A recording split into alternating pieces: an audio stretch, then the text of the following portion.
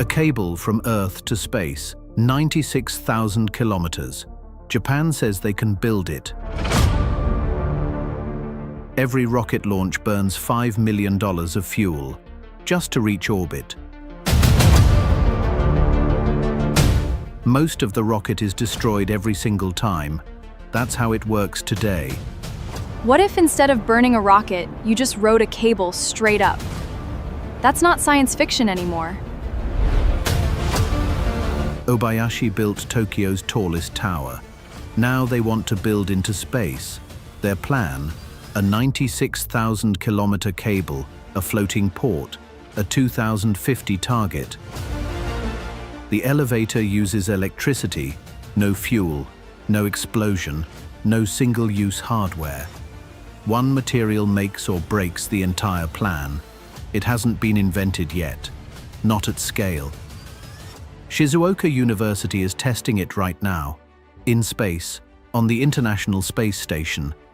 That test sample is what stands between a concept and a construction site. Here is how they would build it. It starts in a shipyard. Workers plasma cut 40mm steel plate, curved, precise, massive. Each plate bent to the exact radius of a 400-meter floating ring. 24 watertight compartments, each one welded shut before the next begins. Every compartment flood tested before it leaves the yard. One leak, and the port sinks. Section by section, the ring grows, each join aligned to within 2 millimeters. Underwater welders seal the base joints. The weld must hold at sea for decades. Inside each compartment, ring frames every 2 meters. The hull can't flex or the cable mount fails. Ballast concrete poured into base cells, 48,000 tons, to keep the port from tipping. From inside the hull, it feels like a submarine. That's exactly what it is, designed to survive the equatorial ocean for 100 years. 12 thruster pods fitted to the hull. These steer a 400-meter ring in open ocean. The deck goes on last. Prefabricated in sections, lowered, aligned, bolted, welded flush. Ballast lines run from hull to control room. Workers fit every valve, every flange by hand. Lightning conductors ring the full deck. The cable will be the tallest object on Earth. Lightning will find it. The mooring chains alone weigh 6,000 tons. Each link forged from high-strength alloy steel. The hull leaves the yard. Workers line the deck as it moves into open water for the first time. The terminal tower rises from the center of the ring, 60 meters of steel lattice, straight up. Power cables pulled through the tower legs, every circuit routed before the next system goes in. Sensors on every tower leg. If the cable vibrates, every movement measured from the first second. The climber loading dock takes shape. Guide rails, locking arms, built for a 100-ton vehicle docking at sea. Everything built here is for one thing, to grip that cable when it comes down from orbit and never let it go.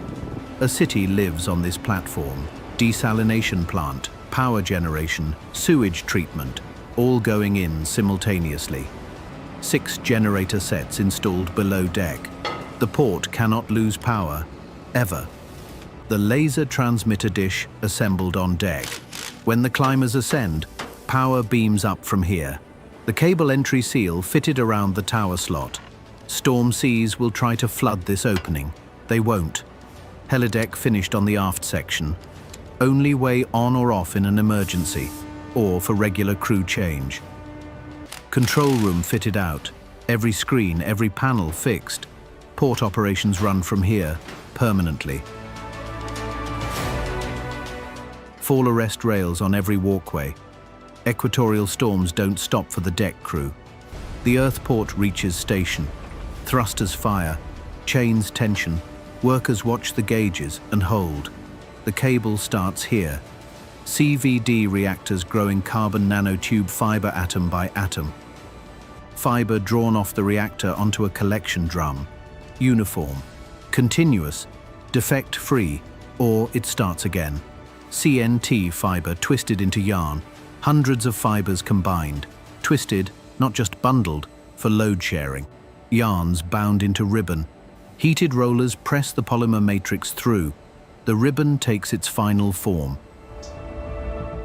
Protective coating deposited on every surface. Without it, radiation strips the carbon bonds in months. Every section imaged under electron microscope. A gap in the coating is a gap in the protection. 20 tons of this. That's the seed cable. It weighs less than a truck. It has to hold more than a skyscraper. Ribbon wound onto precision spools under controlled tension. One kink, and that section fails on deployment. Each spool sealed in inert gas transport canisters. Oxygen degrades the ribbon. It travels in nitrogen. At the launch facility, each canister inspected on arrival, then it goes into the clean room. Canisters mounted in the spacecraft. Deployment mechanism hand-cycled by workers. Every release tested before it goes vertical. The deployment spool, motor and brake installed. This controls how fast the ribbon falls toward the port below. Fairing closed over the cable payload. 20 tons of CNT ribbon ready to ride a rocket to orbit. Final deployment system check. Every sensor, every drive. Workers run the list line by line before handover. The rocket takes on propellant, 300 tons of liquid oxygen. Workers watch every gauge. Service arms retract. Workers clear the pad. The rocket stands alone, ready. Ignition. The cable rises on a column of fire. First stop, geostationary orbit. Separation in orbit. Thrusters fire. The spacecraft orients. Below, 36,000 kilometers of nothing. The spool starts turning. Ribbon feeds out. Down toward Earth, up toward the counterweight above. Ground crews track the descent on radar. The ribbon is thinner than a human hair, falling 40,000 kilometers. On the port, the capture crew at stations. Days of watching. Then the ribbon enters radar range below cloud. An aircraft snags it above cloud. Workers lower it to the deck. The ribbon touches the Earth port for the first time. Workers thread the ribbon into the tensioning drums, manually, carefully, one guide roller at a time. Tension applied. The ribbon goes taut, from the Pacific Ocean to geostationary orbit, one continuous structure. That thread disappearing into the sky above me is the longest structure humans have ever built. And it took one rocket to put it there. Ribbon anchored to the drum clamps. Workers torque every bolt. The load cells hold steady. It's not going anywhere. The weather enclosure sealed around the ribbon entry. Salt spray will destroy CNT. Workers close it out. Monitoring instruments fitted to the anchorage. If tension changes by 1%, the control room knows immediately. Control room confirms. Ribbon stable. Port holding station. The seed cable is in place. Now it has to grow. The climbers are built in Japan. Heavy steel chassis, welded up in assembly jigs on the factory floor. Magnetic linear motor units bolted to the chassis arms. These grip the ribbon and drive the climb. Gripper rollers fitted to the motor housings. Smooth running checked by hand. Every roller, both sides. Laser receiver panels mounted to the underside. Power from the Earth port beam. No fuel, no batteries. Thermal blankets on every exposed surface. From sea level to orbit. Temperature swings 400 degrees. The repair dispenser fitted to the climber's sidearm. Every climber going up carries extra ribbon and bonds it as it climbs. Cargo lock jaws fitted to the deck. These hold a 100-ton payload for 7 days. Workers cycle every jaw. Emergency brakes fitted to every gripper arm. Power failure. The brakes clamp. The climber stops. It doesn't fall. Full electrical bench test. All drives energized, all sensors reading. Every fault cleared before it touches the ribbon. The first climber loaded for sea transport. Chains on every lug. Bolts torqued. 3 weeks to the equatorial port. Climber arrives at the port. Crane swings it across from the supply ship. Guide rails catch it, and it's home. Workers thread the ribbon through the climber slot. Grippers close. The climber is on and loaded. Laser locks onto the receiver panels. Motor drives spin up. The climber grips the ribbon and starts to rise. The first climber moves, slowly at first, then steady. The ribbon holds. The cable factories run around the clock. 510 reinforcement climbers to load, starting now. Each climber carries a full spool of reinforcement ribbon. Load it, close it, send it up. Inside every ascending climber, the bonding head presses new ribbon onto the cable, layer by layer. Control room tracks every climber altitude and bond quality in real time. A weak bond. The climber stops and redoes the section. Returned climbers serviced on the dock. Worn rollers swapped. Inspection sensors calibrated. Then back on the ribbon. A satellite crosses the cable path. Port thrusters fire. The ribbon swings clear. Workers watch the crossing, then return to station. Ground crew inspect the lower ribbon by contact trolley. Every bond below cloud checked after every storm. After a lightning strike, the ground strap replaced. Workers have a spare ready every time. It's a consumable, not a catastrophe. Climber 100 loaded. The ribbon at the tower guide is already twice the original diameter. Damping masses clamped to the ribbon at calculated intervals. Stops resonance when multiple climbers run simultaneously. At year 6, factories retool for wider ribbon. The cable is strong enough now to carry the heavier spools. 300 climbers flown. Workers replace the guide rollers with wider bore versions. The cable has outgrown its own terminal. Year 14, the factory runs final thickness ribbon. The cable near completion now accepts a 100-ton load. Year 15, the first real cargo goes up. Not reinforcement ribbon, station components. The cable is strong enough. Full load test. 100 tons on the ribbon. Terminal load cells read design limits. Workers log it and clear the next climber for loading.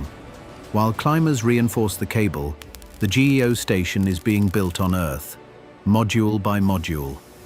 Modules go to orbit by rocket. The irony isn't lost. Rockets building the thing that replaces rockets. Second module docks in orbit. Latches engage. Workers in the port control room confirm the lock. 36,000 kilometers up. The gravity ring assembled on Earth in segments. When it spins in orbit, it simulates Martian gravity for the crew. Solar array trusses assembled on the ground, hinges fitted. In orbit, they unfold automatically. At GEO, construction climbers hold position on the cable. Robotic arms reach out and bolt the frame sections together. Workers climb to GEO by cable. They fit the internal life support by hand, in microgravity, working 8-day shifts. Cable guide bearings fitted through every station level. The ribbon must pass through without touching the structure. Solar arrays deployed. Panel by panel, the hinges release and lock. Station complete at GEO. Docking ports open, arrays deployed.